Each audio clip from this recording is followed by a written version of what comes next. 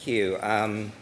A daunting task to come after such really wonderful presentations, and particularly so, I actually emailed my colleague Ray Nyara, who's a former president of SRNT, as is Robert West and some others, that it's like night and day here. I was very sympathetic to Charlotte on the panel because I, in America, would be her in the minority. And everything would be flipped like a black and white film. You'd see the negative instead of the positive. So that's a bit of an exaggeration of the culture difference. But in making some closing remarks, it's quite challenging to hit some of the highlights, but also to go beyond them. And I will try my best to do that, because many of the speakers here either touched on or have covered almost everything. And I'm really grateful that it was done in a way that begins to reduce the ideologic spin zone, if you will. And we all have implicit roadmaps and models in our head that interpret every bit of data that we process. The key is to be aware of them, make them explicit and transparent to everybody, and to kind of keep them at a minimum if you want to call yourself a respected scientist. So my comments will be sort of drawn by that overarching thought. These are my conflicts. I do have a conflict of being funded by the FDA and the NIH in the US government, and other than that, I also take tobacco money from the Master Settlement Agreement, which funds the Truth Initiative. And other than that, I have no conflicts of interest. So a quick overview. I think this point was made, but we have to start with the bottom line view that we are talking about both individual safety and efficacy, as well as the impact on groups that ladder up to the population as the whole, users and non-users. And of course, we all are particularly concerned about protecting non-using youth from starting to use any nicotine or tobacco product at any age. And so the first thing to say is that harm minimization incorporates prohibition. It's the first axiom, which is the same as we tell adolescents about sexual behavior. We don't think your brain's ready for sex at age 13, 14, or 15, but we do want you to know that if you have it, here are some pretty bad consequences unless you reduce your harm, and here are the ways you can reduce your harm. And by the way, we don't then add, oh, you know, a very small percent of the population are allergic to latex, so if you use a condom, you might get a rash. And by the way, a few percent, they do burst and fail. So there's still a chance that you or your partner will get pregnant, depending on your gender. And so on second thoughts, maybe you shouldn't use condoms. Just go ahead and have risky sex if you want to have it. So what's wrong with this picture compared to the current swirl around e-cigarettes? And so I do think the key here is, how do we change the hearts and minds driven by the implicit conceptual models and the ones that are not so implicit because they're so obvious how biased people are? And I think our challenge is, how do we reduce the disparity of continuing a spiraling debate of disagreement due to different predisposing ideologic models. That's really my whole talk. I could stop there. So let me just now back up and talk a little bit about where this is coming from. So first of all, this is the sort of wisdom of the two most extreme thoughts about conceptual ideology. What is the end game? And I would argue we may want to make the end game, first and foremost, get rid of smoking and combustible tobacco inhalation as a dinosaur way of getting your nicotine or your pleasure for those that use it or want it. So even an end game where we want to end all nicotine and tobacco use, I still think an intermediate end game as a compromise would be, let's agree to get rid of the biggest cause of death and disease, the combustible use of tobacco, and make that obsolete, and use nicotine as a friend to do that. And when we're done with that, we can reevaluate where we are with nicotine and what harms nicotine is causing in this radically new world of alternative nicotine delivery systems that weren't around before. And if not now, when? So the challenge is, and the Surgeon General actually put harm minimization for the first time in the Surgeon General's report of the US, but you have to integrate some phrases from a couple of pages of the exec summary. And it also incorporates a two-pronged approach, which is you can increase the response cost for combustibles, as was just discussed, while simultaneously offering alternative products.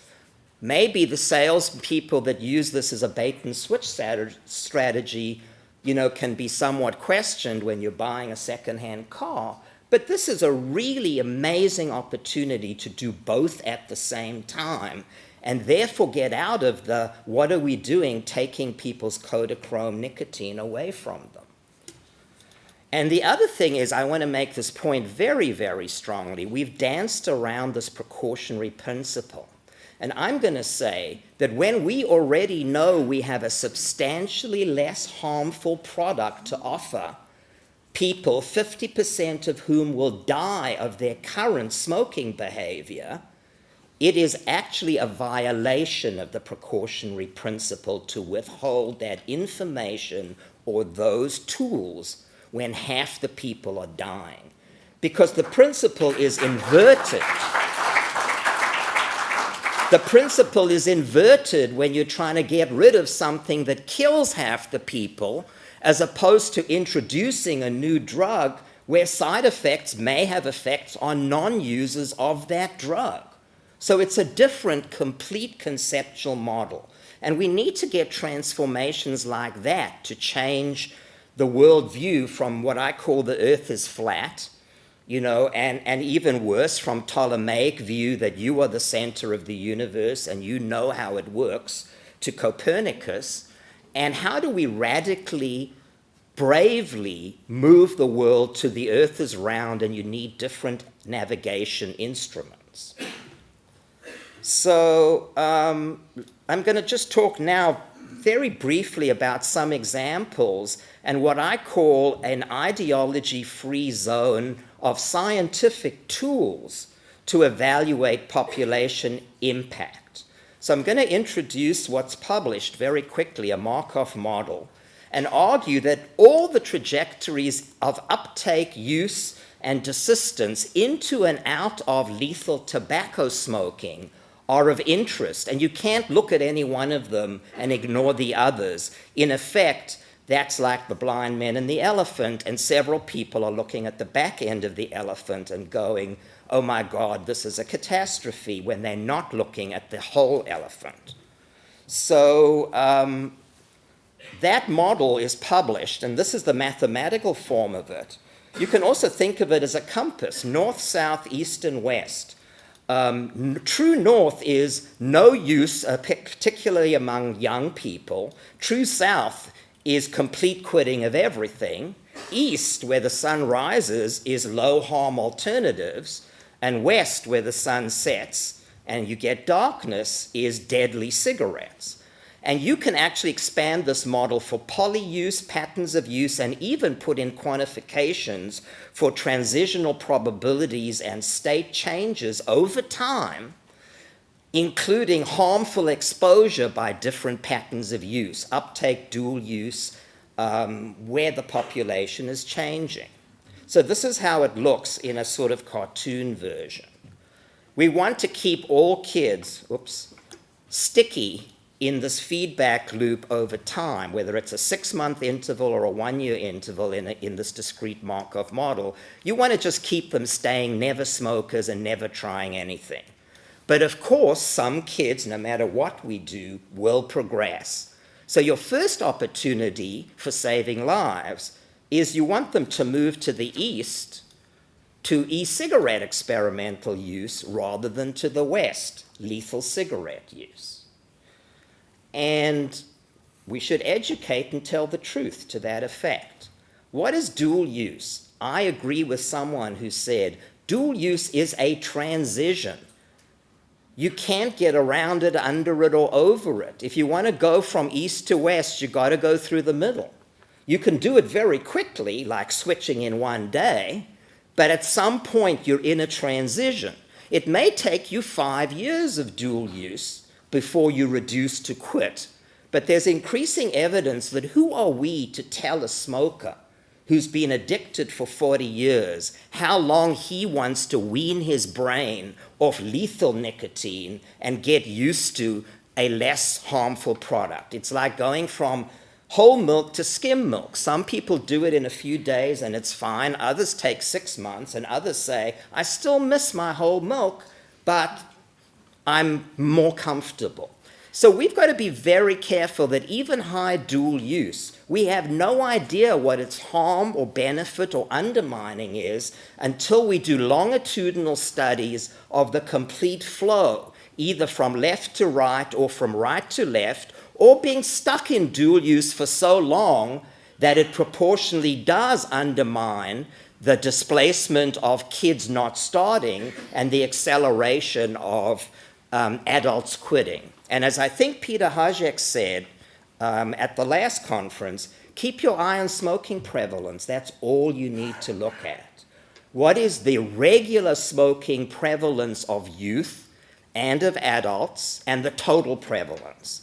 If it's slowing down or going backwards, it may not be e-cigarettes, maybe a lot of things, but you ought to worry about that. If it's speeding up or going at the current clip, you're probably doing okay, and your job is to accelerate it. And that's the whole picture. It's not that complicated. If you fill in with surveys all of these patterns and trajectories, and if you then quantify them with patterns of use that go to risk and exposure, you can actually model death, disease, and dollar savings and what-if scenarios and get away from any hypothetical ideology that is overweighting one aspect of this model and ignoring all the others. So this is your roadmap, north, south, east, west. It's not that complicated mathematically or even to explain it to you. So this is one tool for an ideologic-free zone. The next one is it's much more complicated than that. And so really, I think it's time to separate the harm reduction continuum, where we conflate things, into the harm toxicity dimension. Whoops, oh my God. Whoops, I'm in the wrong one, sorry. Where are we? Come on. Okay. From the nicotine addiction liability. You can have very high addiction liability with almost no toxicity or harm. Now that in and of itself may be a problem if you're up here, but it sure as hell is a less problem than if you're up here. And remember, the other issue is reach, cost, satisfaction, which is not the same as addiction. A combusted cigarette has many aspects of appeal, satisfaction, cost, and reach that determines the population penetration and the prevalence of use that then feeds the Markov model's net stocks and flows to the outcome. And so you have a three-dimensional cube here, and you've got to ask, where are the products and where are the regulations and where are the policies where you want to optimize movement from the far top right-hand corner, which is highly available in every store, still reasonably inexpensive, and the best damn chocolate cake you've ever had in your life. Oops. The combusted cigarette. So, oops, I blew my cover here. So here's where you go. You have to have this three-dimensional view. It's a complex system. People have said, you know, for every complex system, there is a simple solution, and it's wrong. This is where unintended consequences and feedback loops, positive and negative, in all dimensions for both youth and adults must be simultaneously held to thread that needle of optimized policy to reduce death and disease. So this is what you get. There's cigarettes. If you take the menthol flavor out of cigarettes, you've made them less appealing. And there's Nicorette gum, by the way. Not very appealing, not very addictive, and not used very much on the 3 dimensions.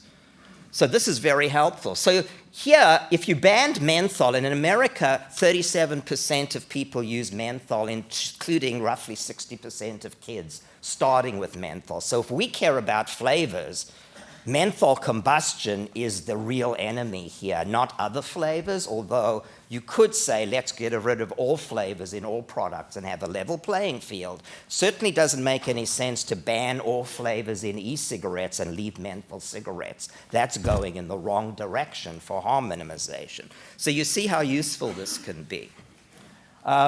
If we took the nicotine out of cigarettes and denicotized them, you're making them less addictive. But notice, none of these, less appealing, less addictive, but still pretty damn toxic. So you get the idea. So we add flavors to NRT, and we get a little more appeal and use. Oh my God, I keep doing this. I'm sorry. But Zonic, which is marketed by a Reynolds subsidiary, has been put in every mom and pop store at $3.99 for 10, whereas NRTs, you still have to go to a pharmacy and they cost $40 a pack. So I think big tobacco is thinking the way we are. That's kind of intriguing. And then, of course, where do e-cigarettes fit in this continuum? Unflavored, less appealing, somewhat more addictive than Nicorette, probably a little less than combustids. And look where they are in the toxicity. Maybe they get a little more toxic, but you really could make informed public health decisions with this 3D model. And the bottom line is Goldilocks, which is not too much and not too little. Don't overregulate less harmful products and underregulate more harmful products. And where are they on that 3D? Jack Henningfield has a nice 2D simplification of the 3D model. And so the Earth is flat. You can always translate a 3D into a 2D. So where is the sweet spot is what you have to ask. So I think conceptually, this is really important. Too much appeals to youth. Too little, nobody will use it, etc. All right, so let's move on to some thinking. I am proposing that at some point we need a model, which we've called the bucket model, which is that you actually have to lump products into an easy traffic light system. And I'm proposing, and this is just for illustrative purposes, all combustibles are labeled red, intermediate harm products are labeled yellow or orange, and clearly substantially less harmful products are labeled green. And so there's no argument here about harm and relative harm. You have to get a simple model like this, not a continuum, to educate the public and to not make subtle differences between 1 or 2 less cigarettes or blah, blah, blah, be as big as they are. So something like this is needed. I don't know if you need 3 buckets or 5 buckets. So the other thing is we don't need data for some of the common sense. The common sense is these are some of the things we have all talked about that we think make sense. Keep it away from kids, speed up with light regulation, both being able to tell people that it helps you quit and it reduces your harm, and make regulation not too light and not too heavy to protect the public health. And let's look at the data on the Markov model. As you've seen, the rates of change in the latest data from the US show that there's actually almost a doubling of the rate of reduction in past 30-day cigarette use as e-cigarette use has taken off. Again, you can't do correlation and causation, but there's no evidence of gateway in from the US data, the latest US data. The other issue that was mentioned briefly is exposure and experimentation is A, not progression, even within less harmful. You have to then get excessive progression to actual lethal smoked tobacco, and it has to then be adopted and used more than once in 30 days. It has to progress to lifetime use. So we shouldn't be upset about all this. We should actually look at comparative harm in a shared liability model. How much is cleaner nicotine going to be as harmful as alcohol, marijuana, traffic accidents, suicide versus combustibles? And so here's another model that helps you anchor in that 3D cube and inform the pathways to harm in the Markov chain model.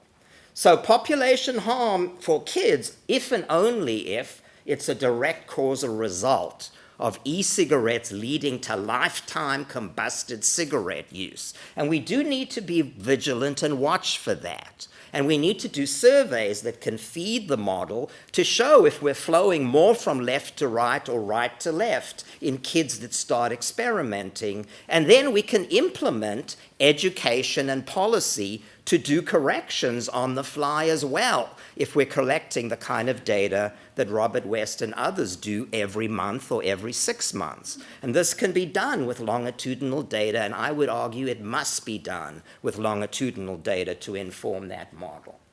And so, yeah, you want the whole Markov elephant, to mix a few metaphors. So this is the conclusions about the top half of the model about kids prevention, kids uptake, and progression that feeds into or doesn't feed into the population increase in deadly tobacco or diminishes it or has not more impact. What about cessation? I don't have a lot of time, but I do want to make a couple points. We have 2 RCTs, and we have a Cochrane meta-analysis by McRobbie et al., and yet there's a swirl of misinformation about so-called observational studies that have a negative correlation. And I'm going to make a very strong statement about this based on the Cochrane handbook of what is okay to put in a meta-analysis and what isn't. And the bottom line is, almost all of the meta-analytic studies with negative correlations are fatally flawed. They're not difficult to interpret. They are uninterpretable and should not be included in any estimate of whether e-cigarettes are helping cessation or undermining cessation. They just shouldn't be in there. And these are some of the reasons based on solid scientific methodology. But it's up to the investigator to decide what they plug into a meta-analysis. And the bottom line is, if you decide to ignore all of this and shove 23 misleading studies, what you get is a replication myth that you actually have replicated robustly an error and presented it as if it's the truth, and that's not okay. So the bottom line is, if you look at the better controlled studies that measure exposure, you actually get cessation rates that you'd expect, and some of them are closer to NRT's randomized trials. So here, you're getting support from real-world studies with adequate controls, and they seem to match the 20 to 25% efficacy of the 2 randomized trials. So I would say this is more triangulated, stronger evidence that cessation does work. Now, I don't have to convince you of that with a PHE report, but I sure as heck have to convince my colleagues in the United States who don't agree. We just published something similar to what Dr. Fazzolino said, and that is that if you actually break down with the latest National Health Interview Survey data, yes, it's true. Current use of e-cigarettes by non-users is minuscule, so we replicate your data. Experimental use is more common among younger smokers, but regular daily use is more common among recently quit adult smokers. And if you put the average together, you again get misleading data because you've got different boxes in the Markov model and you've just lumped them all together. So bottom line is very encouraging and suggestive again that e-cigarettes and their use immediately after quitting is helping people quit and prevent relapse. And there are 2 studies now. This is the actual CDC publication of this data that we just published in Nicotine and Tobacco Research. So even CDC has had to say, this is real. The science and the truth will prevail in the end. So for adults, if you look at the bottom half of this model, trying to get people here or here, and see dual use not as the enemy, but as a friend in the transition, I still keep doing this. You've got to look at the flows over time in all directions before you panic and make premature public health decisions. It's a little bit like PSA testing for prostate. We now do watchful waiting rather than surgery. If you're in doubt, you ought to wait to do no harm. Don't act prematurely on misleading, incomplete, or ideologically biased information. So alternative nicotine, dual use is not slowing reduction. It may actually, if you look at the data, be helping. Okay, I'll be just a couple of minutes. Let me just try to wrap up. So I'm very struck by Louise's studies. If I could just have a couple more minutes, because I want to slow down here. This blew my mind emotionally, because it's the limbic brain and the emotion that drives ideology, not rational thinking. And we've got to change hearts and minds in the belief system, not in the rational brain. This is what she said. And even more powerfully, this is an embarrassment to the public health tobacco control community. Do we really care about the people, the smokers and the future smokers who we won't be able to stop adopting the habit given our best efforts if we fight among ourselves? If this doesn't get people to stop and think about their ideology and look at the data again and open their hearts and minds, I'm sorry. I think of my 12-year-old granddaughter and where she's going, just like you thought about your sister. And I know what I tell her.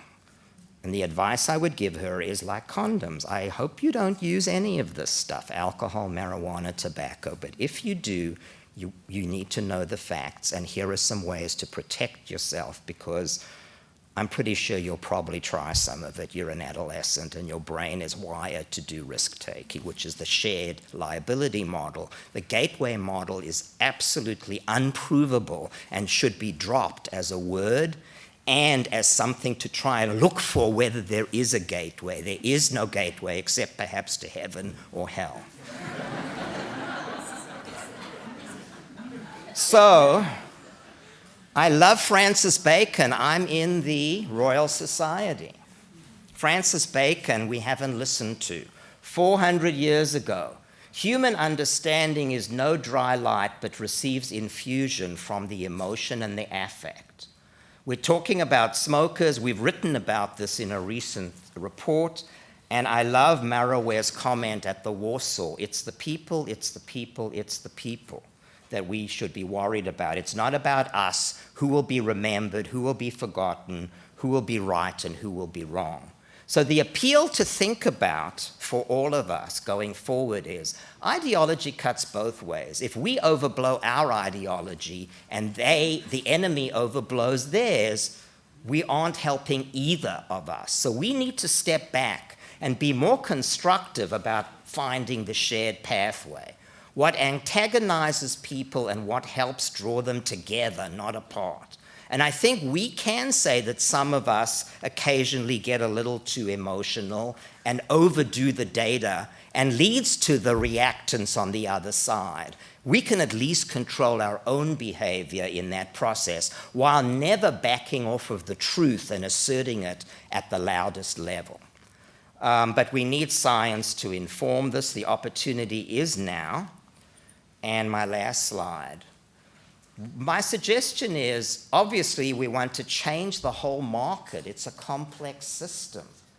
That's even bigger than the Markov model. It's a systems integrative model at multiple levels. And we actually need that model to guide policy so we can reduce the feedback loops, long and short-term, vicious and virtuous, that always lead to unintended consequence if we don't map them out. I think we need a national conference or a global conference to figure all of that out so we have no blind men and we see the whole elephant. We're not grabbing the tail or the toe and then making policy based on that. So here are my few take-homes. Beware of ideology and fear. Nicotine is here to stay. Care about consumers. Clarify and inform the public. And here are two that are very close to our heart. Tell young people the truth. You have to. They just stop listening to you and you lose credibility if you do anything else. And therefore we diminish all of the power of science if we abuse science with ideology. And my last slide, I think we also need, I'm sorry, this is it, I promise. I think we do need to reboot a national deliberation on nicotine and view it differently, because if we do not change the way we frame and look at nicotine, we are stuck in the addiction disease model or the harm combusted tobacco model and their confounding. And we never get clear on that cubic diagram unless you make sure that heavy nicotine addiction at its worst, which is going to be the best way to compete and replace the cigarette in the Markov model, get everybody to move to the east, will only happen if we don't think nicotine is as bad or as harmful or as addictive as we all have said in the last 50 years. I think we dug a hole for ourselves with nicotine because we all distorted the nicotine data to make it look worse than it is because we didn't care. We could only get it in lethal cigarettes, so we didn't care if it was the dirty needle or the heroin. We now have a new delivery system. We need to step back and redefine nicotine, because without that DNA bed of a new vision of nicotine, all the other premises and assumptions and protecting kids and helping people switch are actually going to be distorted by ideology and not be as good as they need to be. Is nicotine a new friend to get rid of burning tobacco? Is nicotine an enemy or a frenemy? Or are we in transition from enemy to frenemy to friend? Oops.